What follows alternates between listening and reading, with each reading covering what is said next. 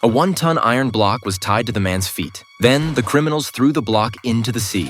The immense weight instantly dragged him underwater. Fortunately, he reacted quickly and grabbed onto the railing of a yacht. However, the criminals didn't give him a chance to climb aboard. They immediately started the yacht and accelerated to maximum speed. At this point, Jimmy couldn't hold on any longer. The combined force of the iron block's weight and the water's resistance immediately pulled him to the bottom of the sea. To survive, he had to remove the iron chain from his feet, but it was impossible to do so with his bare hands. Luckily, his gun had also sunk to the bottom, but it was 10 meters away from him. He had no choice but to drag the heavy iron block and slowly move forward. Just as he was about to suffocate, he finally reached the gun. He immediately shot and broke the iron chain, freeing himself from the restraints and swimming to the surface. Although his life was no longer in danger, Jimmy was exhausted. Without rescue, he would still sink to the bottom of the sea. At that moment, a yacht passed by, and Jimmy finally saw hope. However, instead of rescuing him, the people on board wanted to record his pathetic state and mock him. Fortunately, they were just playing a joke on Jimmy. After teasing him for a while, they finally pulled him on board.